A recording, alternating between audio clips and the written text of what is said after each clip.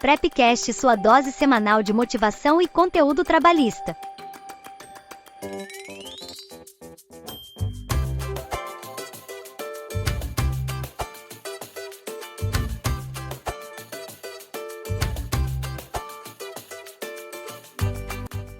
Bom dia, boa tarde, boa noite a todos e a todas que nos assistem e nos ouvem. Estamos aqui com o nosso Prepcast na versão com entrevista e nada mais, nada menos do que com Ronaldo Fleury, que é uma sumidade na área trabalhista, dentro do Ministério Público do Trabalho, inclusive. Dispensa apresentações, mas não custa dizer que foi procurador do Trabalho, procurador regional, subprocurador-geral do Trabalho, PGT, ocupou basicamente todos os cargos do Ministério Público do Trabalho, foi coordenador nacional da CONADPA, participou aí de bancas do concurso de segunda fase, terceira fase, prova oral, foi secretário de vários concursos. Então, temos muita coisa a conversar. Então, eu queria que você se apresentasse aí minimamente para o pessoal e a gente já começa o nosso bate-bola, que tem uma versão mais informal para a gente papear aí sobre o Ministério Público do Trabalho, eventualmente concurso e tudo mais. Então, tá contigo a palavra. Simbora. Rafael, primeiro eu queria te agradecer, né? É uma alegria, uma honra estar aqui com você participando desse podcast. Além da amizade que nos une, também o respeito, a admiração, ela é mútua, saiba disso, né? E falando um pouco de mim, eu, eu entrei no Ministério Público do Trabalho com 27 anos. Eu era assessor no TRT, fiz a carreira no TRT, né? Comecei, na época ainda, Junta de Conciliação e Julgamento, na oitava Junta de Conciliação e Julgamento, aqui em Brasília, e trabalhei 10 anos e meio, praticamente, como serventuário da Justiça do Trabalho. Depois foram quase 30 anos dentro do Ministério Público do Trabalho, né? Eu sou do quarto concurso. Nós tomamos posse no final de 93. E eu tive uma carreira aí longa e creio bastante frutífera. Com Eu sempre certeza. falo que eu fiz muito mais do que eu esperava, mas muito menos do que eu poderia. Eu acho que eu poderia fazer muito mais. Mas eu acho que isso é uma E, impressão que todo mundo vai ter, né? Assim, todo mundo vai ter essa impressão de que poderia ter feito mais, mas gente não acreditem nele, porque ele fez muito mais do que poderia.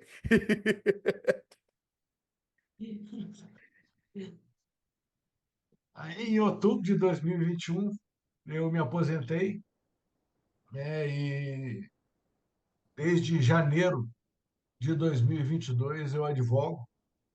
Estou advogando em várias áreas, também a área trabalhista, é claro. Eu entrei num grande escritório, que é o escritório Mauro Menezes Advogados, o que me deu a estrutura para poder continuar fazendo meu trabalho e sempre na linha de defesa da cidadania. É algo que eu tomei para mim como algo relevante, né? Continuar trabalhando nessa área, né? A área trabalhista, por exemplo, na advocacia obreira e sindical, né? Defesa do consumidor e por aí vai. Massa. Basicamente isso. Vamos destrinchar isso, vamos destrinchar aí ao longo dos próximos minutos. Você falou que entrou em 93, né? Eu ainda não tinha feito essa conta. Isso era um pós-constituição, né? 5 anos depois, então acho que tinham vários desafios. Quais eram as maiores dificuldades que você considera que o Ministério Público tinha naquela época? E se a gente fazer um recorte, por exemplo, para hoje, ou em anos mais recentes, na época que você era PGT, ou um pouco depois, quais passaram a ser as dificuldades do Ministério Público do Trabalho, assim, a sua visão depois desses 30 anos? É, eu sou a minha geração, vamos chamar assim, no Ministério Público. Meu concurso foi um concurso que pegou a maior mudança no Ministério Público do Trabalho. especificamente, porque o nosso concurso, a inscrição, se eu não me engano, começou em novembro de 91 e nós tomamos posse em dezembro de 93. Era tudo à mão naquela época, né? Sim. A prova era xizinho, era xizinho mesmo, a correção com grade, era um negócio bem complicado. Não tinha nota de corte e a concorrência era muito grande. No meu concurso foram mais de 12 mil candidatos. Tinham Eu mais de não tinha ideia 300 disso, sabia? Porque eu acho que hoje gira em torno mais ou menos de 5.000, já foi 7.000, mas 12.000 é bastante. Eu não vagas. sabia dessa informação. Tinha Interessante. praticamente tinha quase 300 vagas e foram aprovados 128, se eu não me engano. Uhum. Né? E o que ocorreu durante o nosso concurso? A edição da Lei Complementar 75, que ela é de maio de 93. A gente até brincava, o pessoal do meu concurso, que nós fizemos concurso para o procurador do trabalho de segunda categoria, né, que era como era chamado, e passamos para o procurador do trabalho, né? O concurso foi tão bom que nós passamos direto para o procurador. E isso é, fez com que nós entrássemos numa instituição que, no papel, tinha uma função social totalmente diversa da que até então existia como Procuradoria da Justiça do Trabalho. Né? Se nós fizermos aí uma análise, um esforço histórico, nós vamos ver que a Procuradoria da Justiça do Trabalho ela tinha um papel, principalmente pós-Constituição, pós AI-5, melhor dizendo, né? Que uns chamam de Constituição tem a Sim. Constituição de 67, que nunca houve Constituição de 67, né? Mas seria uma era uma espécie de um órgão interventor nas questões sociais. Tanto que cabia à Procuradoria da Justiça do Trabalho entrar com os dissídios de greve para que as greves não ocorressem durante o período ditatorial. Né? E a função parecerista. Com a Constituição e, principalmente, posteriormente, com a lei complementar, abriu-se o leque para a atuação que a gente chama de atuação finalística. Isso fez com que o pessoal do nosso concurso, né, e aí trazendo de reboque pessoal do terceiro, do segundo, primeiro concurso, visualizasse uma instituição totalmente diferente, com atribuições totalmente diferentes. Eu me lembro como se fosse hoje, quando chegou a primeira denúncia para a gente, um caso de contratação sem concurso no Hospital Universitário de Brasília. A gente não tinha papel para fazer um processo. Eu lembro que, como eu trabalhava no TRT, até fazer o concurso, eu fui lá na oitava junta e pedi capa de processo e Que viramos assim ao loucura, contrário, né? datilografamos a capa. Era uma coisa muito artesanal. Computador era muito difícil, né? Eu usava máquina de escrever na época. Então, isso fez com que nós formássemos, que a gente chamava das CODINs, né? As Coordenadorias de Defesa dos Interesses Coletivos e Difusos, e a partir daí descortinássemos a atuação que hoje ela é majoritária e tenho certeza a mais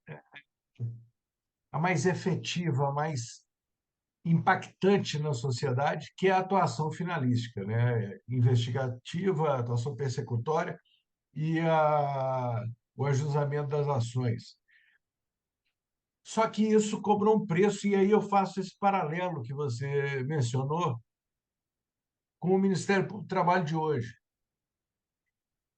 Na época, nós oficiávamos os sindicatos, oficiávamos as associações, pedindo para que fizessem denúncias contra as empresas que violavam direitos trabalhistas, etc.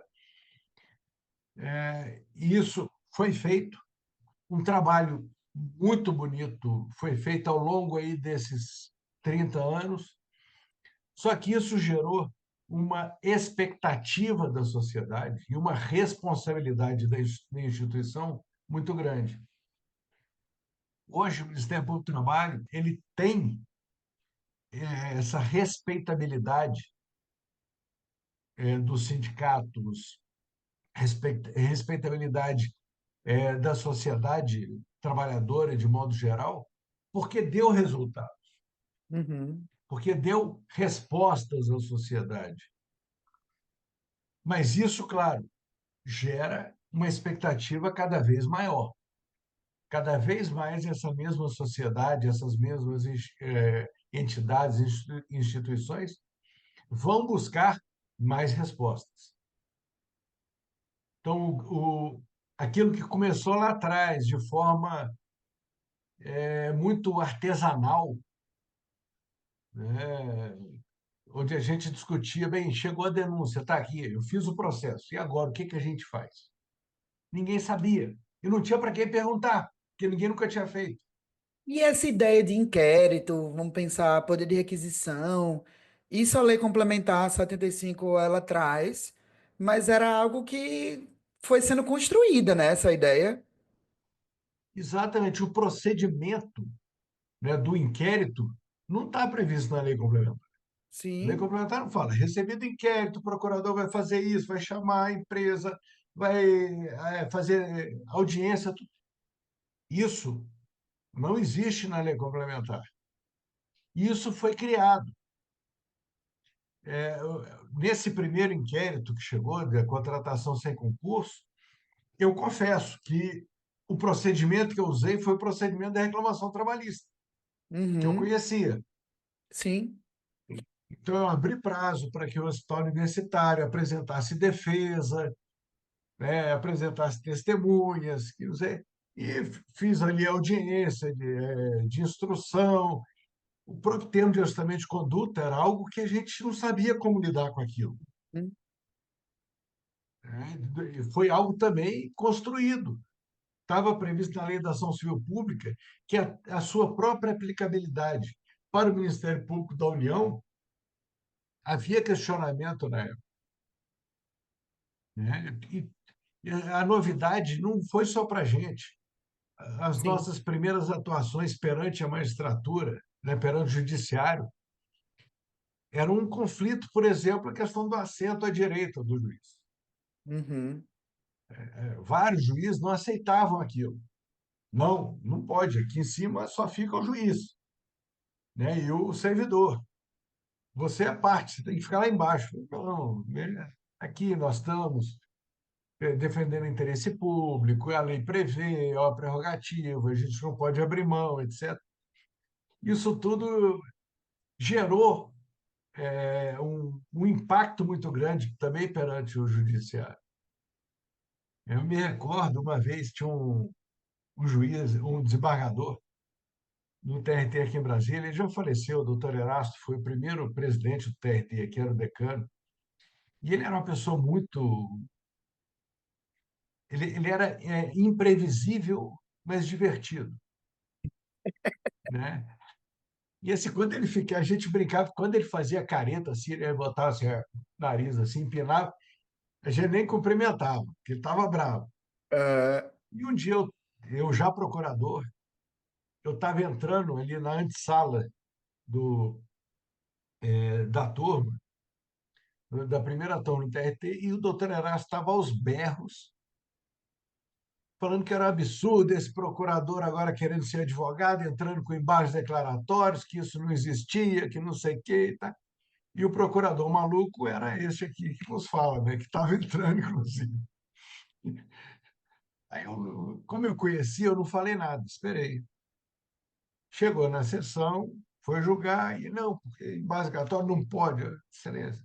Está aqui, CPC, Ministério Público, pode, na época era o Código de 73, se eu não me engano, artigo, acho que era 82, alguma coisa ali. Não tenho problema com números, Rafael.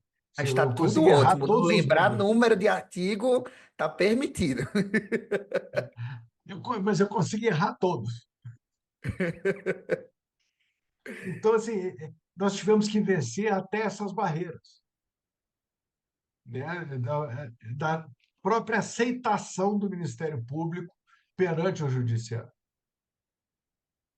Mas para você ver como são as coisas, né, os desafios, porque o Ministério Público foi uma construção no sentido de que, claro, do ponto de vista legislativo foi muito importante, mas para as coisas acontecerem na prática do jeito que acontece hoje, pelo que você comenta aí, é algo que de fato foi um trabalho de formiguinha de quem fazia e compunha, né, a instituição naquela época. Então, galera que vai entrar. Não dá para ficar reclamando de lotação, não, hein, gente? Não tinha nem estrutura, né? Aí as pessoas vêm reclamar, aí vamos ser procurador do trabalho Nutella, gente, né? A instituição é maravilhosa, claro que tem, né, questões de emoção, que muita gente quer estar em casa e tudo mais, mas sempre vai haver algum desafio. E esses desafios eram outros naquela época e tá tudo bem, né? Desde que você esteja disposto a exercer a função que hoje, depois de toda essa construção, tem tantos instrumentos que de fato podem fazer a diferença, né? Tanto do ponto de vista extrajudicial quanto judicial, acho que nessa época a atuação que foi sendo construída era muito judicial, né? Em termos de TAC, como você falou, a coisa foi acontecendo, né? E eu acho que hoje, até no cotejo com outros ministérios públicos, o MPT se destaca muito dentro do universo extrajudicial, com resolução através de termos de ajuste de conduta, né? Então a instituição caminhou e cresceu muito, né? Não só em termos de quantidade de pessoas, procuradores, procuradoras, servidores, estrutura também, né? Mas em Sim. termos de atuação e instrumentos para, de fato, trazer em prática o que a Constituição, ali em 1988, sonhou para o Ministério Público, né? Eu sempre costumo dizer o seguinte: se hoje a gente anda numa estrada duplicada, que poderia, claro, e deve ser muito melhorada ainda, alguém abriu a picada lá atrás. Eu fui ter assessor quando eu fui promovido a subprocurador-geral, em 2011. Eu nunca tinha tido assessor. Vamos minutar uma ação civil pública, pelo amor de Deus. Era eu sentar, a gente fazia audiência, viajava para o Tocantins, e era assim, a gente já de dois procuradores, a gente não marcava audiências conjuntas, porque um procurador tinha que secretariar a audiência do outro. Por exemplo, hoje, a Ludmila, que é subprocuradora-geral, uma procuradora maravilhosa, super atuante, né? Ela é testemunha, a gente fazendo audiência lá, eu secretariava as audiências dela, ela secretariava as minhas, e a gente a gente dirigia, a gente tirava foto, a gente tinha que fazer tudo, né? Não tinha gente para passar limpo o, os pareceres que nós fazíamos ou à mão ou datilografados. Eram pouquíssimos procuradores, pouquíssimos servidores. Então vocês trabalhavam melhor, trabalhavam. Mas não é isso, né? O importante é saber o quê? Existe um caminho que foi trilhado. Uhum. E me entristece muito ver procuradores assumirem a instituição hoje com estrutura que deve ser melhorada, mas existe estrutura, todos têm Sim. servidores, né? Tem veículos, tem tudo, né? E O próprio reclamarem, MPT por Digital, exemplo, né, que ajuda também muito. nossa, o MPT digital é um negócio espetacular. É Antes era espetacular. o quê? Era a cabeça da gente lembrar se já tinha entrado com aquela ação ou não. Né? Já aconteceu, eu já entrei com a ação que uma colega tinha entrado, Aham. porque o sindicato mandou duas denúncias, mandou a denúncia, achou que estava demorando, mandou outra depois, e já estava em curso. Ah, aquela primeira, a Soraya foi, entrou com a ação, eu não sabia que o controle era muito incipiente, e eu peguei e entrei de novo com a ação. Aí um dia comentando, ela falou: Ronaldo, eu já entrei com essa ação há 2 meses atrás. Pelo amor de Deus, fui lá desistir da ação. E eu imagino a loucura que devia ser para ferir prevenção de procedimento de notícias já existentes por pertinência temática ou por conexão. Isso era loucura, né? A gente fazia, depois, quando teve esse caso, no meio da Soraya, que eu entrei com essa ação repetida, nós decidimos fazer uma reunião toda sexta-feira. Eu acho que, se eu não me engano, era 10 da manhã, alguma coisa assim, que era o colegiado da Codim, onde a gente discutia tudo que a gente tinha feito durante a semana. Né? Isso não só facilitava no sentido de trocar ideia, trocar sugestões, tudo, mas principalmente, que foi a ideia inicial, era o quê? Era cada um saber o que o outro estava fazendo. Né? Era o que hoje é feito dessa avaliação de prevenção. Não, isso aqui já foi, tem o TAC aqui, isso aqui tem investigação. E hoje sai tudo automaticamente, não só Sim, da própria regional, da própria PTM, isso é do Brasil inteiro. sim. Né? E tudo era assim, dependia da cabeça, da lembrança, da conversa. E ali a gente ia construindo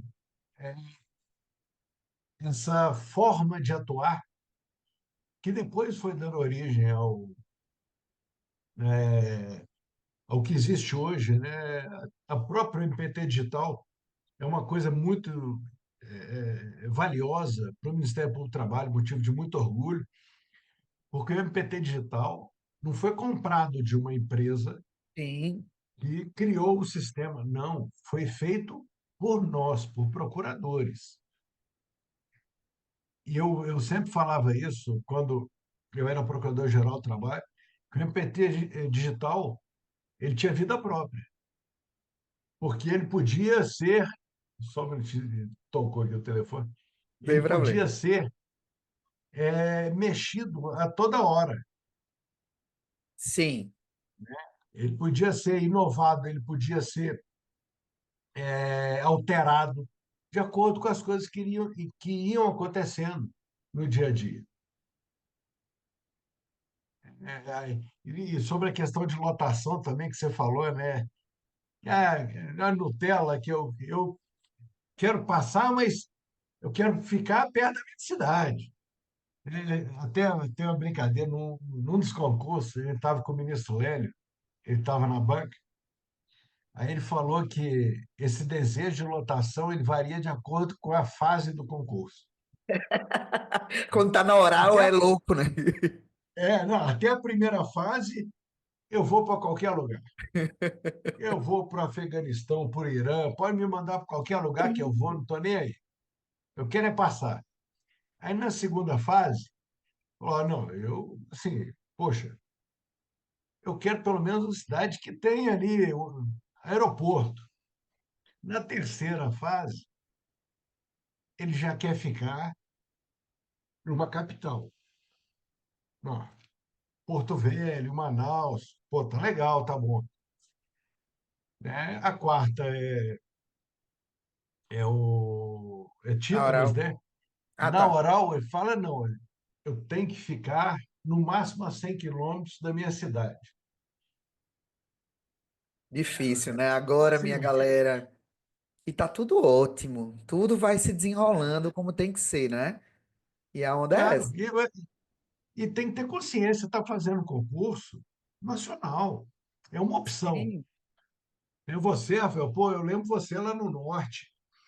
É, quando você passa no concurso nacional, você tem que ter a consciência de que você vai, primeiro, prestar um serviço à sociedade, não a si mesmo. Segundo, esse serviço ele é de âmbito nacional e você vai ter que estar onde a sociedade precisa que você esteja, não onde você quer estar. E sua sim, hora de chegar em casa, voltar para casa, ficar com a sua família vai chegar. sim. E o E mais também eu importante, acho essa que, caminhada é um com aprendizado certeza, maravilhoso. com certeza. Eu digo assim que, claro, o Ministério Público nos reforma independentemente de onde nós estaríamos. Mas assim, eu tomei posse no Pará, fiquei quase 4 anos lá, depois fui para o Rio Grande do Sul. Hoje estou em Mato Grosso. Então, assim, o país, ele é um país continental, com culturas e realidades completamente diferentes. Então, Eu analiso também sobre o viés de uma oportunidade de vida, sabe? Você conhecer de fato o Brasil que você não conheceria se não fosse por uma demanda que você quer, né? Estar no Ministério Público do Trabalho e vai seguindo a sua vida de acordo com as possibilidades. Então, assim, viver realidades completamente diferentes que você nunca vai conseguir viver como um turista, né? Estando naquelas cidades, eventualmente. Você participar de forças-tarefas no Pará, fazer fiscalização de frigorífico no Rio Grande do Sul, são coisas completamente diferentes, igualmente desafiadoras do ponto de vista exploratório, muito embora o trabalho escravo seja um pouco mais, né, gente? Mas foi muito enriquecedor para mim, enquanto ser humano, vivenciar isso, ter a oportunidade de fazer a diferença em todas essas situações. Então, claro que é desafiador, né, não estar perto da família muitas vezes. Mas são coisas circunstanciais. Eu penso que o capítulo da vida, eu costumo dizer que ela é dividida em capítulos. Esse capítulo é um capítulo importante, que a gente vai exercendo, né, o trabalho e tendo novos aprendizados, e as coisas vão desenrolando na vida, né? Então, eu acho que, assim, para mim, ter participado, ter estado em lotações completamente diferentes, locais completamente diferentes, assim, no Brasil, foi sensacional. Muito bom mesmo. E, Rafael, esse país é maravilhoso, é o povo maravilhoso. Se você chega de costas num lugar, meu pai gostava de falar isso, quando você chegar, chega de frente. Se você Uhum. chegar de costas, você pode estar num lugar que você pensar que vai ser horrível. Ah, eu vou morar em Nova York, mas eu odeio, não quero. Você pode estar morando ali na Quinta Avenida, que você vai achar horroroso, né? Agora, se É, você chega de peito aberto, querendo conhecer as belezas do local, querendo prestar um serviço àquela sociedade, né, que paga pelo nosso trabalho, né? Ah, não, é a união, não, é a sociedade. É o trabalhador, quando vai comprar ali carne, quando vai comprar arroz, paga seus impostos, ele está pagando o nosso salário. Então, se a gente chega com o ânimo de ficar, de fazer um sim. trabalho, eu garanto a vocês, qualquer lugar é bom. Qualquer lugar tem suas belezas, qualquer lugar desse país tem acolhimento para nós. Coisas assim, por exemplo, Porto Velho. Porto Velho, toda vez que eu ia para lá, tinha um futebol que o pessoal adorava que eu jogasse o futebol, né? Ah, o doutor Ronaldo está chegando, vamos fazer o futebol, que não sei o que, mal sabem eles que eu era uma perna de pau. Eles sabiam que era perna de pau. E às vezes eu estava quebrado, o joelho, tudo, e eu ficava sem graça, ia lá mancando, mas jogava. Isso é muito bonito, isso é muito legal. Você se É. sente querido no lugar. Sim, com certeza. E eu acho que quanto mais no interior, mais a instituição tem um potencial de fato de fazer a diferença. Quando você pensa numa atuação no APRT 2 em São Paulo versus, por exemplo, onde eu estava em Santarém, as atuações são completamente diferentes. A oportunidade que você tem de fazer desenhos de articulação social é muito legal. E eu costumo dizer também que quanto mais você reprova no concurso, menos você reclama depois que passou, porque você já viveu o inferno da reprovação tantas vezes que depois você chega assim, tudo para mim é ouro, porque eu não queria mais estar estudando, entendeu? Me Deixa eu tira uma só dúvida, te. Ronaldo. Eu queria saber qual atuação, assim, na sua história como procurador do trabalho que você ficou mais orgulhoso. Certamente tem várias, mas assim, é que você tem no seu coração de dizer assim, poxa, esse aqui foi massa. Oh, Rafael, é difícil assim eleger uma. Então eu vou Uhum, trazer algumas aqui, certo. né? Poucas, porque senão nós vamos ficar aqui muito tempo, são 30 anos, né, de atuação. Mas, por exemplo, uma atuação que me deixou extremamente orgulhoso. Em 2005, se eu não me engano, eu era da Conatpo, e houve uma denúncia sobre questões de uso de banheiro em navio, um navio italiano da Costa Cruzeiros. que a denúncia era de desrespeito a uma norma internacional, a norma da OIT, que garante o uso do banheiro de acordo com o gênero. A partir dessa denúncia, eu comecei a atuar junto com a Cláudia Franco, que hoje é desembargadora do TRT da Segunda Região, e foi assim, Me tira uma se dúvida, descortinando. isso era de uma pessoa trans, uso de banheiro Não, ou não, normal? não, Tá, eu digo, de era pessoas cis. porque o que acontece? É, tem os camarotes e pela norma internacional, pela norma da OIT, eu não me recordo o número, Aham, falava que os camarotes e os banheiros só poderiam ser divididos com pessoas de sexos diferentes se fossem casal, entendi. né? Casado ou não. E aí, o, a partir daí, dessa questão, se descortinou um universo enorme de atuações que seria possível na questão dos navios de cruzeiro. E Sim. uma das matérias que eu e a Cláudia Franco, vislumbramos ali e conseguimos negociar um termo de auxílio de conduta. Ficamos uma semana lá em Santos negociando com a empresa, com as empresas, eram 5 empresas. Isso era uma força-tarefa ou você era lotado Não, na. eu era lotado em Brasília, era, na verdade, a Cláudia Franco. Ela estava atuando, ela estava como presidente desse inquérito, Sim, né? E ela me pediu ajuda como coordenador da CONATIP, a Conatpa. Aham. né? E aí nós conseguimos impor a contratação de 2 terços de brasileiros para trabalhar nos navios de cruzeiro. Sim. E isso gerou, a, a curto e médio prazo, 15 mil empregos diretos e 45 mil empregos indiretos, com uma atuação, o poder transformador Total. dessa atuação. E uma vez eu estava de férias com a família, fazendo um cruzeiro no Caribe. Eu estava num navio daquela Royal Caribbean, a gente pode falar nome aqui, né? Olha, Empresa. não estamos com esse E, nível todo. Pode falar com certeza, meu amigo Fleury.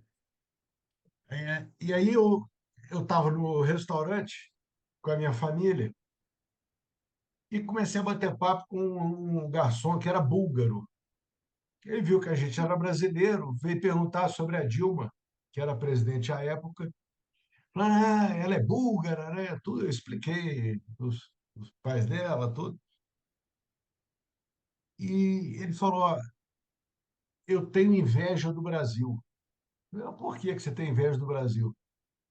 Porque é o único país do mundo que defende os seus tripulantes.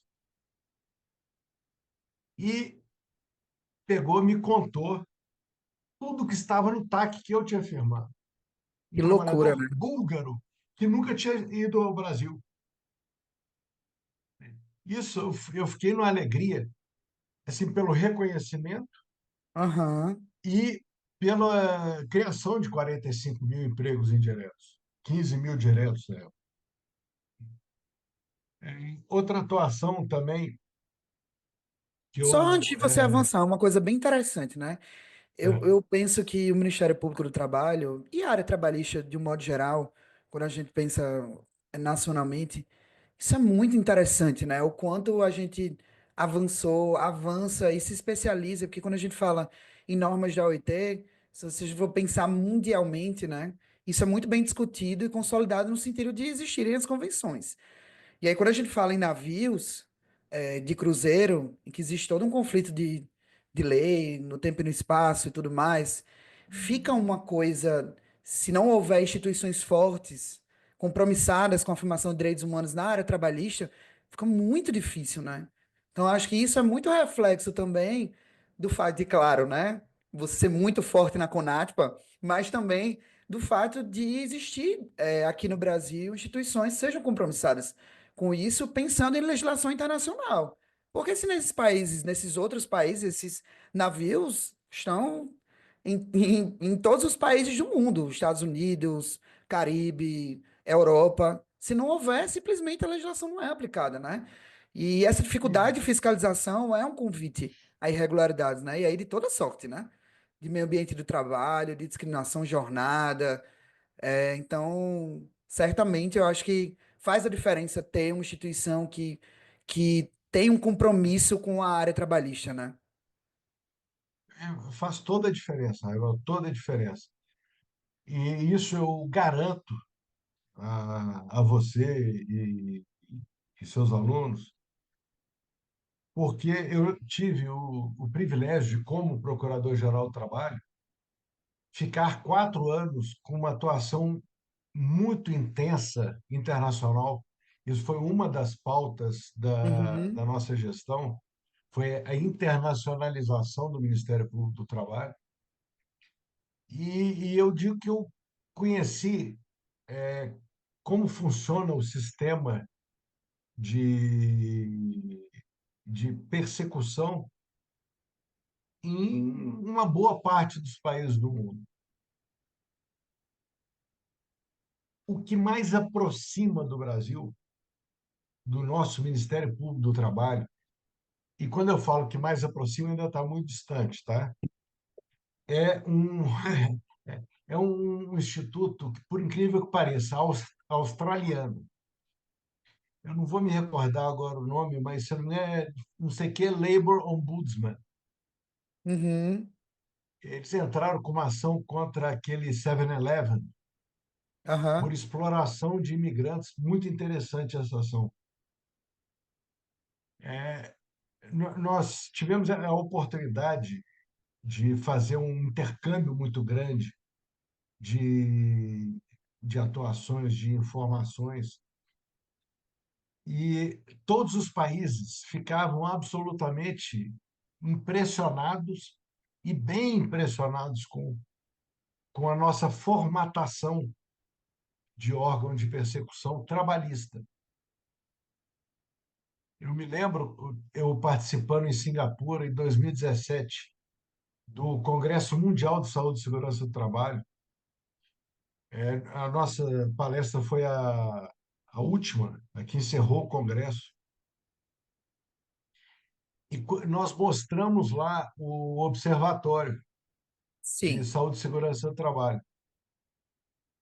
E quando nós terminamos, a Nancy Lepkin, que era a coordenadora de Saúde e Segurança do Trabalho Deixa da eu só OIT, contextualizar para quem não conhece o Observatório de Saúde e Segurança, que foi o primeiro, depois a gente veio com outros temas, né? De criança e adolescente.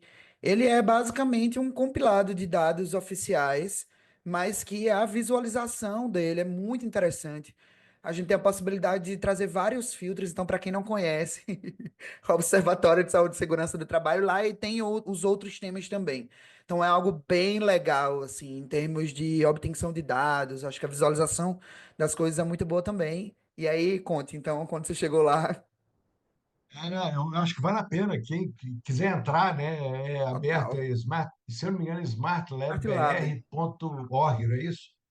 Mas eu acho que se colocar Observatório de Saúde e Segurança no Google, É, vai achar já com vai certeza. entrar. É. Tem lá trabalho decente, etc. Mas, assim, nós mostramos o observatório funcionando, né? Fizemos ali, é, ó, tá aqui esse dado, tá aqui esse dado.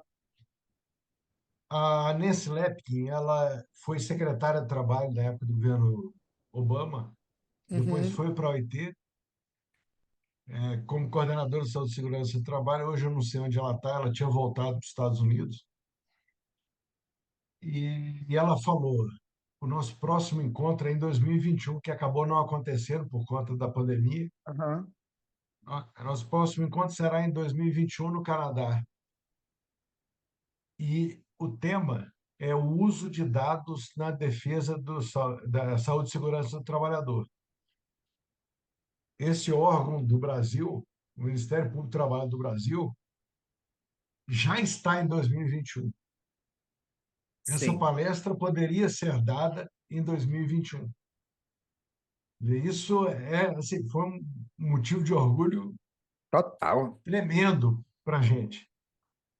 E nós fomos super reconhecidos, aplaudidos, tanto que o Banco Mundial se interessou pelo observatório, a Universidade da ONU, né, e diversos outros órgãos que nós acabamos, o Acnur, né, que é o órgão para a imigração da ONU também, usava pelo menos o nosso observatório, que era o único sistema do mundo que mostrava as rotas de imigração.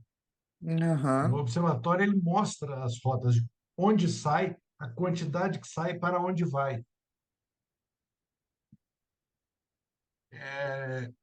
Então, assim, o Ministério Público do Trabalho ele atingiu um grau de sofisticação e soube explorar, soube utilizar a sua formatação constitucional e legal de uma forma tão efetiva que ele serve hoje de parâmetro não só no Brasil, porque o nosso CNPq digital também Sim. é uma matriz, É né, um nos espetáculo à outros, parte. é, mas do mundo, né? Porque a gente é admirado lá fora por ter esse ferramental e principalmente por bem usá-lo. Porque não adianta você dar todo o ferramental para uma instituição que não quer se desenvolver e principalmente que não tem o compromisso com a sociedade, não tem a consciência da sua responsabilidade social, da sua função de promotor da justiça social. Isso eu acho maravilhoso. E aí, continuando a questão da sua primeira pergunta, né? Da primeira não, da sua última Essa pergunta pergunta, que sobre foi. atuações que dão orgulho, é isso, né? É, então, vamos lá. Eu falei da questão dos navios de cruzeiro, Ah, dessa atuação internacional, né? uhum. E como PGT, eu vou ficar só nessas três aqui. É, como PGT, uma das coisas que eu tenho um orgulho gigantesco. Até 2015, o Ministério Público do Trabalho era muito, mas muito conhecido pelo maravilhoso trabalho que era prestado na área do trabalho escravo, trabalho infantil. E Uhum. também na área do trabalho portuário. Nós fizemos um trabalho muito bonito da implementação da Lei 8.630, mas era uma coisa mais nichada, Fechada. Aham. né? Mas a sociedade nos respeitava basicamente pelo trabalho infantil e trabalho escravo. Nós conseguimos alterar o eixo para duas áreas que eu acho fundamentais para que a gente tenha uma sociedade com justiça social, uma sociedade mais igualitária, que são as áreas da saúde e segurança do trabalho, né, meio ambiente do trabalho, e a área da cor de igualdade, a promoção da igualdade no trabalho. Nós implementamos diversas atuações, por exemplo, com relação às pessoas trans, né, a promoção da igualdade de gênero no trabalho, igualdade racial, Uhum. né, os trabalhadores, trabalhadoras PCD também. E foi algo muito bonito. Sim. Eu fiz questão de participar de todas a- todos os projetos que nós tivemos nessa área. Claro, alguns eu não pude participar, mas todos que eu pude, eu fui. Porque só é uma pessoa, né? Se fosse vários, dava certo, né? Mas só é um, a gente vai chegar nessa pergunta também. Assim, era uma coisa tão bonita, tão gratificante, Rafael. Pegando aqui para a comunidade das pessoas trans, a gente buscava aquelas pessoas que estavam em maior condição de vulnerabilidade, Uhum. que eram expulsas de casa, né, que tinham envolvimento com drogas, com prostituição, porque não encontravam outro caminho, Sim. né? Eu não tenho os dados de hoje, mas naquela época, 2018, 2017, 90% das mulheres trans estavam na prostituição, né? E 80% já haviam mexido com droga. E os depoimentos que elas davam era algo assim absolutamente tocante. E algumas características me marcaram muito. Por exemplo, a ausência de familiares nas festas de formatura. A gente fazia festas, né? Sim. Com cerimônia, com diploma, depois tinha salgadinho, tá? Aquela alegria toda. Eu me lembro de um curso que nós fizemos em Salvador, que foi uma coisa linda. Salvador não, perdão, em Recife. Foi uma coisa linda. A cerimônia foi na Assembleia Legislativa, depois uma festa em Olinda, na casa de Alceu Valença. Foi, nossa, fantástico, um jantar maravilhoso, feito por elas. Isso era daquele E projeto assim, Cozinha e Voz, né, Fleury? exatamente. Cozinha e Certo. Voz, que depois se expandiu, né? Muito. E Teve é a de sensacional aquilo. costura, Aham. era um negócio tão bonito. Eu não sei como é que está hoje, né? Mas era muito tocante. E me marcou muito essa ausência dos familiares. Os familiares ainda com o preconceito, com o vergonha. E teve uma cerimônia em Goiânia, o colega Tiago Ranieri, Uhum. que eu adoro o Tiago Ranieri, ele estava coordenando esse projeto e eu tinha acabado de falar e eu falei assim, eu me emocionei muito, né? Chorei muito nesse evento. E uma senhora não, era mais nova que eu, levantou a mão e falou: Eu queria falar pelos familiares. Isso nunca tinha acontecido. A gente não colocava, justamente pelo constrangimento de não ter a familiar. Uhum. Aí ela pegou, foi lá para frente, ela falou: Eu sou mãe da menina, não lembro o nome dela, que é até interessante, que era uma mulher trans, que lá conheceu um homem trans e eles começaram a namorar no curso. Aham. Legal. Ela falou: eu sou mãe da fulana. E aí foi falando tudo, queria agradecer o projeto, tudo. Falou de um trecho que eu tinha falado, né, que depois a gente pode até desenvolver isso aí, que é um negócio, eu acho muito legal, que para mim, você ser uma pessoa de sucesso profissional é quando você tem a consciência de que o seu trabalho modificou a vida de outro para melhor. Sim. E ela pegou esse trecho, falou ali, e no final ela falou: é, é difícil.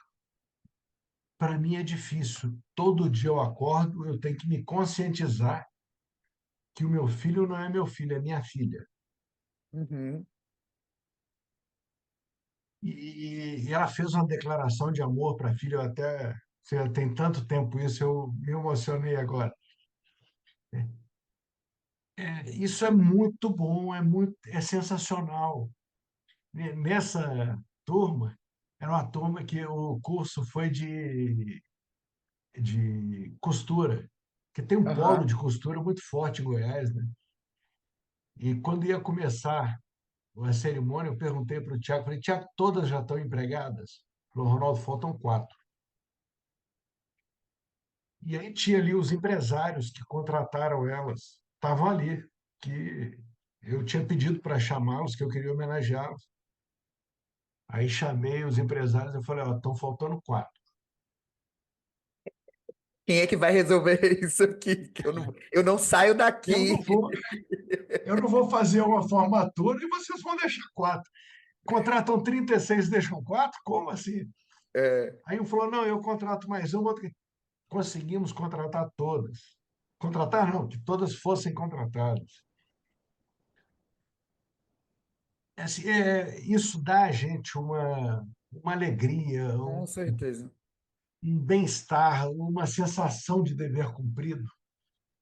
né? Aquela certeza de falar, meu trabalho não foi em vão, não foi só para justificar o meu salário, ele foi Sim. para mudar a vida de outras pessoas para melhor.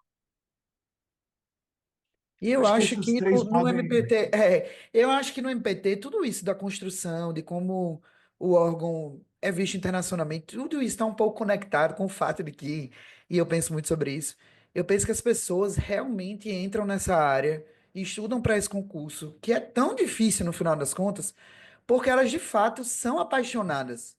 Porque se a gente for pensar na área comum, sei lá, DPU, MPE, MPF, são muito mais oportunidades. Se você pega o seu tempo de estudo, você tem muito mais chances de obter uma aprovação numa área comum.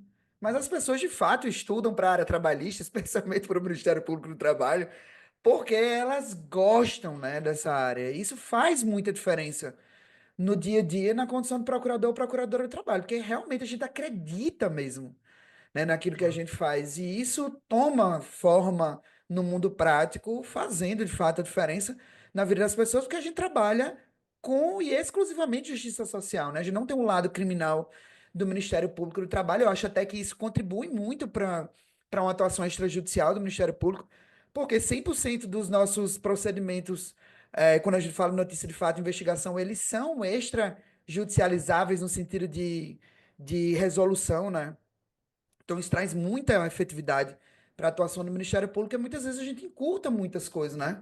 E quando a gente comunga isso com a vontade de fazer a diferença, de fazer justiça social, é uma bomba explosiva de efetividade e de mudança mesmo no seio da sociedade. Então, eu tenho muito orgulho do Ministério Público e eu quis chamar você aqui para a entrevista, porque você é o papa do orgulho do Ministério Público e eu queria muito que as pessoas ouvissem você falando que isso é muito legal.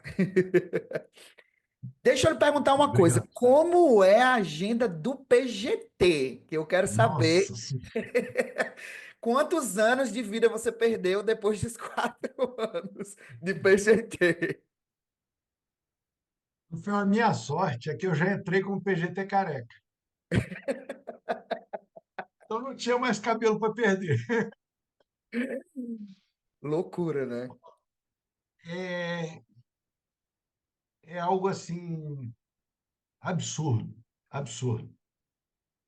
O nível de estresse e a gravidade das decisões é muito grande. Aham. E eu tenho para mim, isso é uma coisa que eu aprendi com os meus pais. Eu sempre falava, o dia que você achar que você sabe tudo, pode saber. Esse é o dia em que você vai ter certeza que você não sabe absolutamente nada. E sempre você vai ter algo para aprender. Isso em tudo na minha vida eu faço assim. Eu adoro mergulhar. Eu gosto de mergulhar em caverna. Quando eu terminei o último curso de mergulho em caverna, que a gente chama de full cave, aí eu lembro que o meu instrutor falou: acabou, você já sabe tudo de caverna. Agora está na hora de eu começar lá atrás de novo. Então, eu sempre gostei de ouvir muito. A gente ouvindo as pessoas na rua. Eu não tenho carro para o meu uso diário. Eu ando de táxi, de aplicativo, eu desisti de ter carro. Sim, Assim, eu tenho um Fusca, que era sim, do meu mas é sogro. outro departamento, é outro departamento. Eu brinco que eu uso o Fusca quando eu quero ostentar. Então, assim, e eu, com isso, eu acabo pegando muitos motoristas de aplicativo, de táxi, converso demais, aprendo demais todos os dias. E como procurador-geral do trabalho, eu sempre me fiei muito em ouvir as pessoas. Não existiu nenhuma decisão nos 4 anos que eu fui PGT que eu tenha tomado sem ouvir as pessoas. As que estavam ao meu redor ali na gestão e outras também. às vezes, colega encontrava em encontro, em congresso, ou na rua lá em Brasília, aqui em Brasília, e falava, vem cá, o que que você acha disso, disso? O cara ficava meio assim, pô, o que que é esse maluco? Está querendo perguntar para mim, ele que vai decidir. Mas a gente sempre tinha alguma ideia, alguma sugestão. É, porque no final, a caneta é de quem está no cargo, Com certeza. né? Agindo certo ou errado, a responsabilidade vai ser de quem assinou. E isso, para quem tem compromisso com a instituição, com os colegas, com a sociedade, isso gera muito estresse, muito desgaste. E é assim, é um cargo que não dá um centavo a mais, não tem Hum, um cargo comissionado para sim. retribuir nada. É a satisfação pessoal Aham. de, de devolver à instituição tudo que a instituição tinha me dado, né, e poder fazer mais pela sociedade. Algumas coisas me incomodavam muito no Ministério Público do Trabalho. Por exemplo, a falta de uma de um órgão de segurança interno para proteger os procuradores. Eu fui ameaçado de morte algumas vezes e não Sim, eu tinha quero saber sobre nenhuma. isso. Como vinha de onde, assim, tinha, mas você sabia de onde vinha isso ou não? É, a primeira vez que eu fui ameaçado, não. Aham. Isso chega Foi. como? Um e-mail? A primeira vez foi. Eu era procurador do trabalho aqui em Brasília. Eu tinha entrado com uma ação para demitir 13.000 empregados da empresa pública aqui em Brasília, que tinham sido contratados sem concurso. Claro, não entrei com ação para demiti-los, eu entrei com ação para que Sim. esses cargos fossem preenchidos por concurso. E, e eu lembro que num dia só, eu recebi uma carta, era datilografada essa carta, escrito: desista da ação ou você vai morrer. E depois recebi um telefonema. Na procuradoria, falaram que era advogada, me passaram, uma mulher falou comigo. Falou: você está mexendo com gente grande, muita gente querendo te pegar, você e sua família, se você não desistir da ação. Essa foi um período muito, muito desgastante para mim. A minha Sim. filha, que hoje é casada, tem 31 anos, ela era criança, tinha acho que 3 anos, se eu não me engano. Meu Deus do céu. Era assim, eu me lembro que eu falava, não, eu vou ficar, eu que vou levar minha filha, eu que vou pegar, porque qualquer coisa eu protejo. Mas peraí, mas se o alvo sou eu e ela está perto de mim, Melhor eu não ela pode. estar por perto, né? É um negócio terrível. A segunda vez foi em 2011 ou 2012, acho que 2012, em Santos, numa atuação na área do trabalho portuário. Porto é difícil, né? Porque os Muito. ânimos são bem aflorados, né? Tinha um grupo fechado no Facebook e, e tinha gente da Polícia Federal infiltrada nesse grupo, que já existia uma denúncia de tráfico internacional de drogas e descaminho de mercadorias.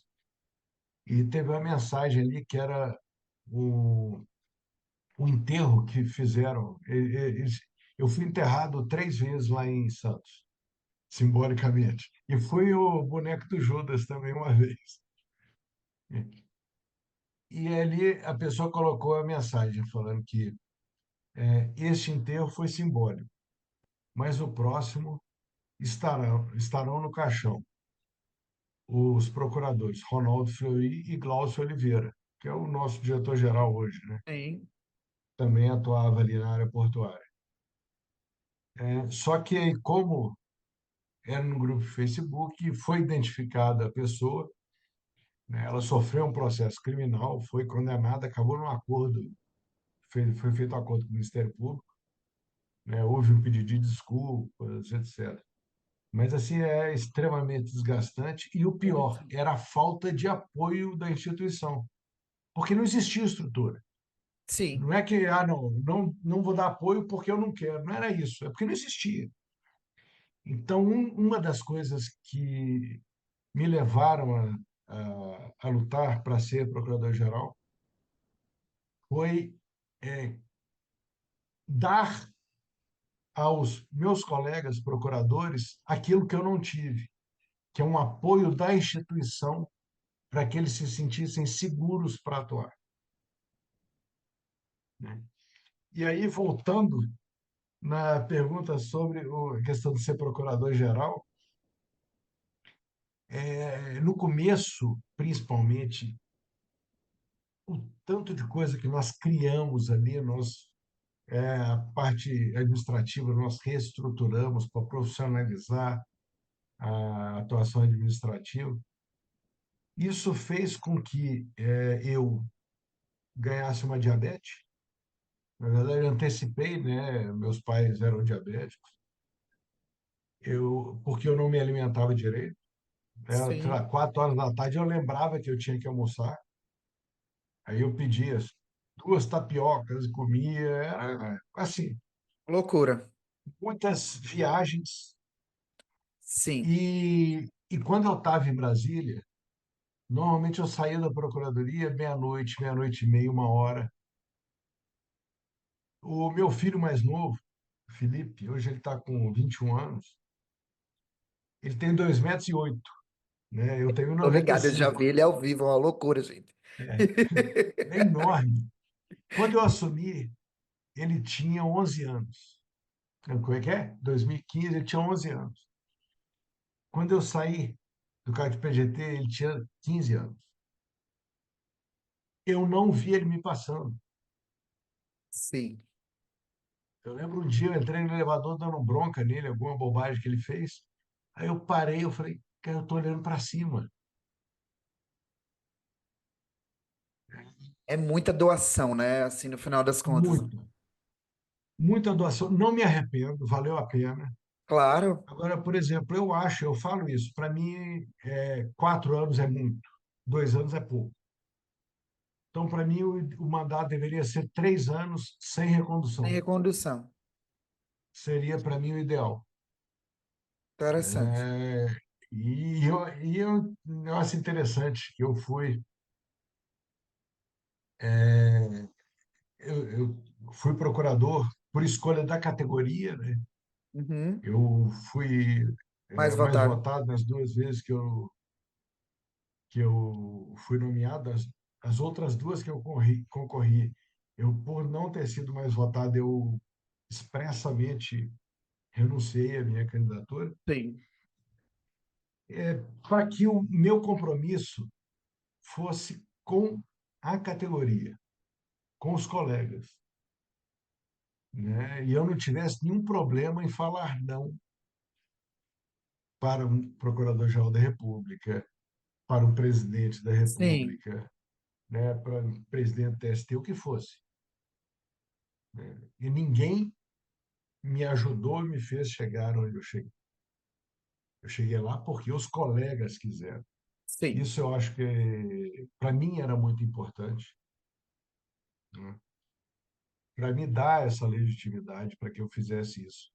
Agora, a doação é absurda, Rafael, é absurda. Você tem que estar em vários locais ao mesmo tempo, Sim. E é vinte e né? quatro horas por dia, né? No final das É, contas. o celular Inclusive, é direto. eu nem sei se as pessoas sabem disso, né? Mas eu, na época que Fleury era PGT, eu tava numa força-tarefa no interior do Pará, em uma área que, assim, se a gente quiser a definição de longínqua no dicionário, vai aparecer exatamente essa força-tarefa que a gente percorria, sei lá, 150 quilômetros em 8 horas. Uma loucura, não tinha sinal de celular. E assim, vou encurtar a história, mas numa perseguição, se assim a gente pode dizer, de carro. Houve uma troca de tiros e eu estava em um desses carros, né? Eu era o procurador do trabalho dessa força-tarefa que, não, que por mais que em força-tarefa de trabalho escravo exista sempre essa possibilidade, não é algo comum, é muito incomum a gente pensar na ideia de troca de tiro, e enfim, isso aconteceu e essa notícia chegou ao PGT, que em tese não, que era Fleury. E aí eu nunca perguntei isso para você, como foi, assim, estava, como foi essa situação de chegar e aí vai pedir para voltar, né? Como foi a gestão de tudo isso? Quando me falaram isso, eu me lembro perfeitamente, que o Leomar, era o diretor-geral, Aham. e é nosso colega também, procurador, ele entrou com a cara assustada na minha sala. Eu olhei, eu brinquei com ele, falei, tem algum fantasma aí fora? Você já é branco, tá? Que ele é louro, né, o Leomar? E você Aham. tá... Ele falou, Ronaldo, o Rafael tá na força-tarefa de trabalho escravo, teve tiroteio. Eu falei, e ele? Como é que ele tá? Falou, parece que tá bem, mas ninguém consegue falar com ele. Aí eu, da mesma hora, velho, chamo o Fábio Léo Cardoso, né? Hoje nosso vice-presidente do Conselho Superior, Uhum. sou procurador também, ele era o coordenador, o secretário Da de GSI, né? Segurança Institucional. Chama o Fábio, vamos ver o que que a gente pode fazer. E eu lembro que eu tentava falar com você nada.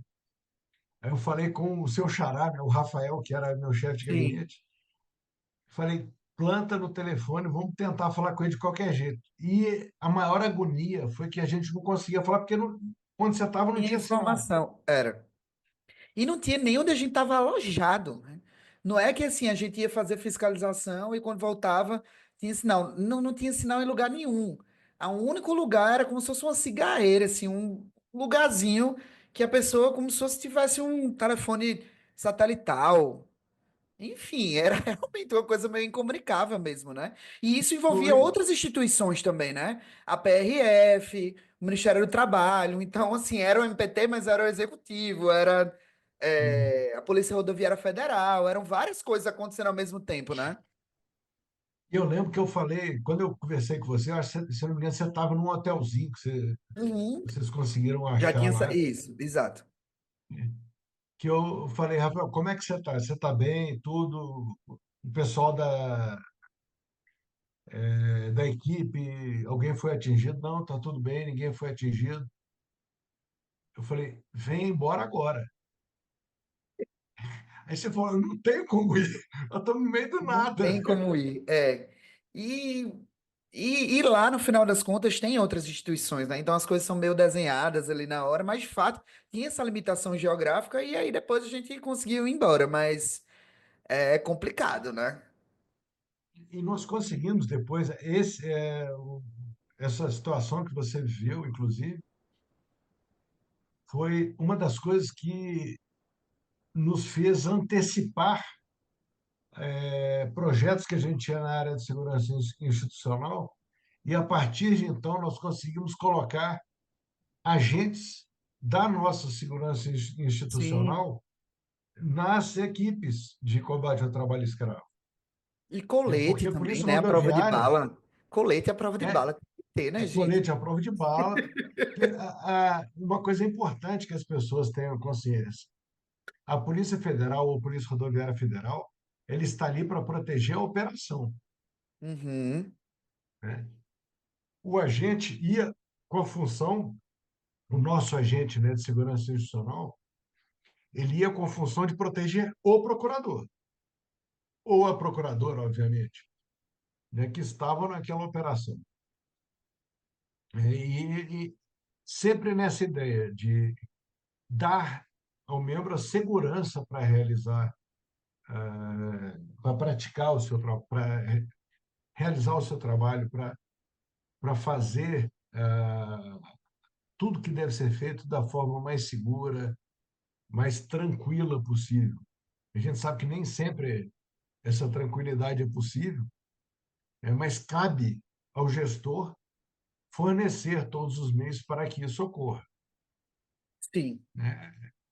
Então, assim, esse exemplo seu é muito interessante, porque mostra isso, esse Brasilzão que a gente tem, Total. Essas áreas que a gente ainda tem de pontos cegos, né? Você estava, se eu não me Sim, engano, era no sul do Pará, se eu não me sul do engano. Pará, que é uma região bem difícil, né?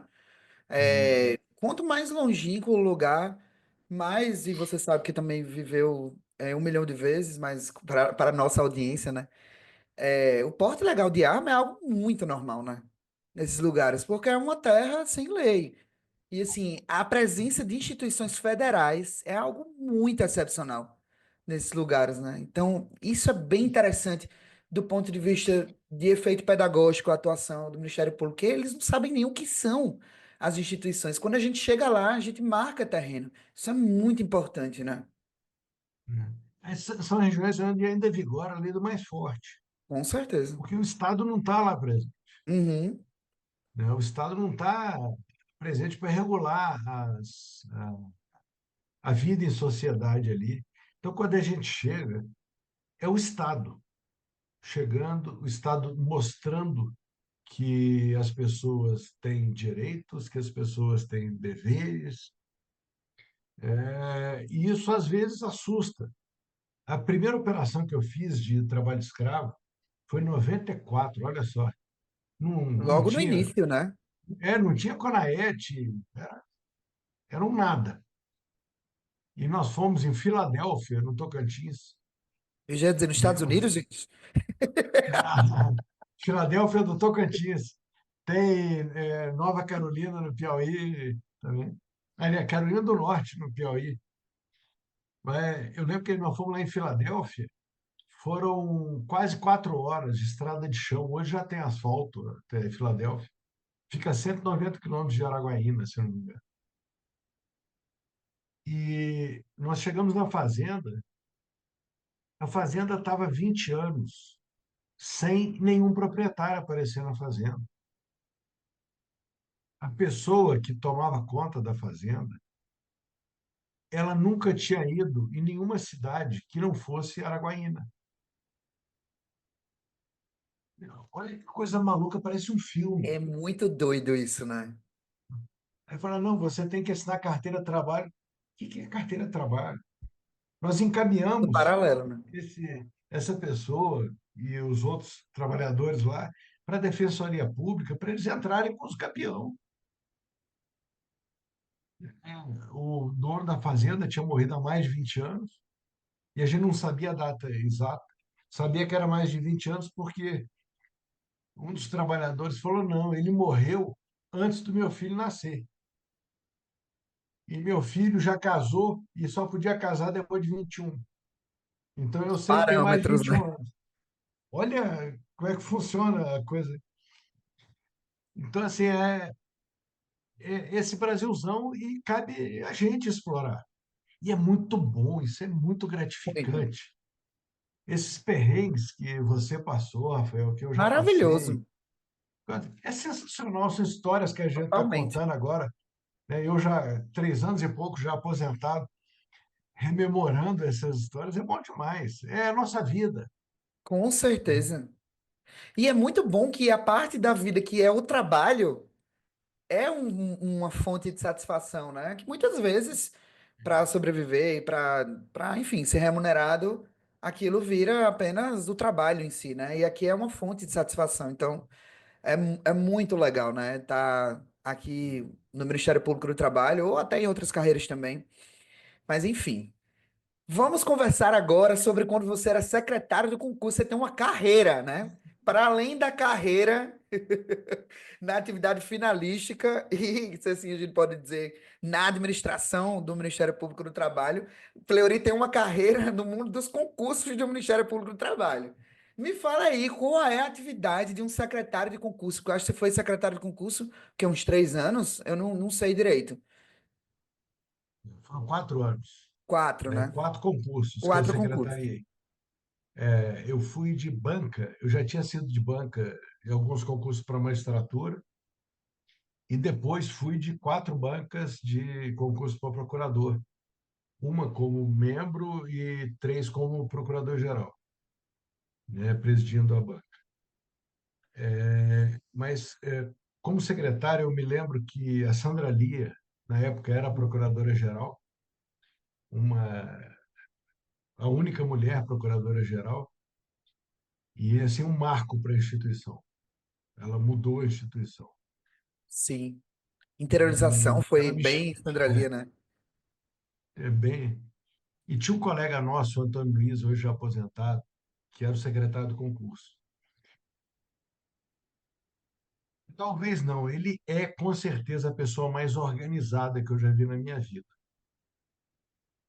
Eu confesso que eu tinha agonia de conversar com ele, porque não tinha um papel fora do lugar ali. Era tão certo que dava agonia na gente. E aí a Sandra Lia me chamou e falou, Ronaldo, a, eu estava como procurador-chefe na 10ª região. A gente discutindo se eu ia sair para recondução ou não. Eu era contra, na época, procuradores-chefes atuarem mais de 2 anos na chefia. E a Sandra Lia falou, não, eu quero que você não se candidate à recondução e eu quero que você venha para secretariar o concurso. Isso era o 16º? Foi, não, no para o 13º concurso, Certo. né? Aí estava ocorrendo o 12º concurso Aham. ainda. Eu falei, Lia, você está doida? Você quer trocar o Antônio Luiz todo organizado, do A jeito que ele é? sumidade, Horrível. né? Aí ela, não, eu quero porque o concurso é a vitrine do Ministério Público do Trabalho. E eu preciso de gente de confiança lá, séria, tudo.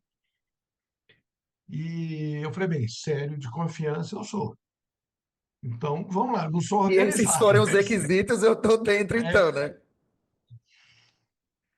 e aí eu só coloquei uma condição para ela.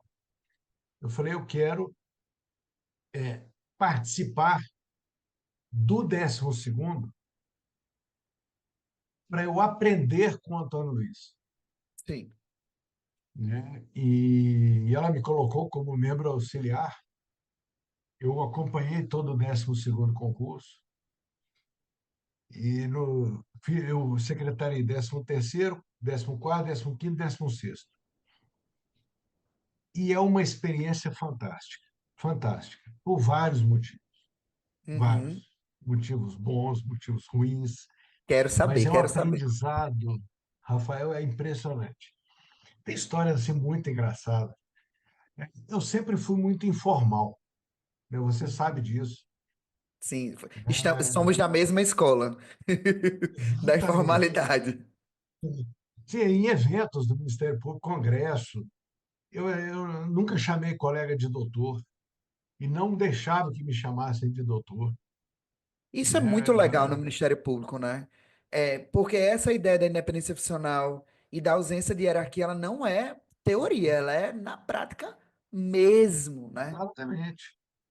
E quando você retira esse bloqueio, essa barreira da informalidade, a única forma de você ser, é, como é que eu posso, ser tratado Autoridade. como autoridade é pelo seu trabalho, pela sua Sim. respeitabilidade. Eu nunca tive problema com um colega me destratando, um colega me xingando, me tratando de forma desrespeitosa, apesar de sempre brincar com os colegas, sempre fazer questão de não erguer barreiras, né? Uhum. E essa informalidade eu tentei levar para o concurso de uma forma amistosa com os candidatos. Sim. Obviamente, eu fiz um concurso, eu sei que ia fazer um concurso. A tensão que é, tudo que você dedica de tempo, dinheiro, de esforço, de sacrifício dos seus familiares, dos seus amigos, amigas, em prol de um desejo, uma realização. E em todas as etapas, mas principalmente na prova oral, você tem ali 50 minutos que vão decidir a sua vida. Sim. E eu me lembro que eu passei no meu concurso, né? Na prova oral, eu fui o primeiro a fazer a prova oral, porque era por ordem de colocação, né? E na prova oral eu estava em primeiro em Brasília e em quarto no Brasil. Aí era primeiros de Brasília e pela ordem eu fui o primeiro. Aham. E assim, teve examinador que ficou 1 hora comigo. Só um examinador. Meu Deus, que loucura, né? É. E ele ficava, né, ele lia era jurisdição e competência no processo civil, o tema. E ele lia o CPC errado. Ai, Jesus, Pô, nossa, socorro. não, foi terrível, terrível. Fiquem tranquilos e tranquilas, porque essa pessoa já não participa Não de está entre nós. nenhum concurso, não, o risco é zero de É, pegar. E foi muito tenso para mim, né? E eu falei, eu não quero que ninguém passe mais por isso que eu passei. E uma das coisas que eu adotei foi, antes da prova oral, eu pedia para a NPT, né, a nossa associação, financiar suco de suco de maracujá, maracujá. né, biscoito ali, que não sei o quê. Aí Que a chegava e pessoa falava, já sente um quentinho no coração, sabe? É é, tipo, ah, eles querem mesmo que eu passe, vai dar certo. por aí é exatamente isso que a gente queria passar. Ó, a gente quer vocês dentro da instituição. A gente quer que vocês estejam bem para fazer essa prova. Que a gente quer medir o conhecimento de vocês, a capacidade de vocês, né? Então, sintam-se acolhidos, sintam-se queridos. E eu brincava com eles, eu entrava na sala antes de começar as provas e eu me apresentava, esse, eles não piscavam o olho, né? De E entra tensão. um cara quase 2 metros de altura, com uma voz grossa. "Oi, eu sou, época, procurador regional, trabalho, que não sei o quê." Eu falei, pô, eu tenho que dar uma quebrada de gelo. Aí eu comecei brincadeira assim, tem suco de maracujá aqui, quem preferir, só ir no serviço médico eles injetam suco de maracujá na veia também, para dar aquela quebrada. Aham, Eu lembro de uma candidata que perguntou para mim, ela me chamou no canto e falou assim, doutor Ronaldo, eu posso te fazer uma pergunta? O senhor jura que não vai contar para ninguém? O senhor, é, o senhor vai manter em segredo, porque eu tenho muito medo de me prejudicar. Mas assim, ela falou uns 5 minutos, e eu na minha cabeça, meu Deus do céu, o que que ela vai me falar? Eu morrendo de medo, né? aham. Esse tudo passou pela minha cabeça que ela poderia me falar. Aí ela falou, sabe o que que é? Eu tenho uma tatuagem. Ai, meu Deus do céu. E eu quero saber se tem problema disso. Aí eu, primeiro tive aquele alívio, né? Falei, Ih, meu poxa, Deus esse é o do céu, problema. Senhor, obrigado, né? Aí eu brinquei com ela, eu falei assim, ó, você sabe que a nossa procuradora-geral é uma mulher. E eu acho que pode ter problema se a sua tatuagem for mais bonita do que as que ela tem. Porque ela tem algumas. E mulher meio ciumenta. Aí ela começou a rir. Você jura? Eu falei, juro, ela tem tatuagem. Então eu comecei a fazer brincadeira. Eu lembro que no 15º, 16º, acho que nos dois, eu entrava bem sério, né, e falava com os candidatos. Meu nome é Ronaldo Fleury, sou procurador-geral do trabalho, secretário do concurso. Antes de qualquer coisa, antes de ver a documentação toda, uma coisa muito importante. Alguém aqui tem tatuagem? Eita, O pessoal, assim, olha, aquele, tudo se entreolhando. Aí, às vezes, levantava a mão assim com aquela cara de culpado. um sincerão, né?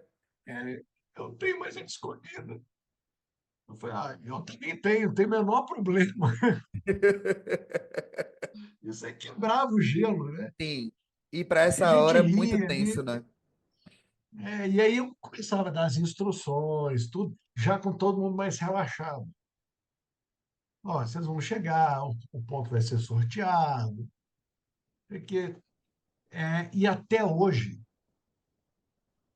os colegas, as colegas que passaram nessa época que eu era Brincam, secretário, né?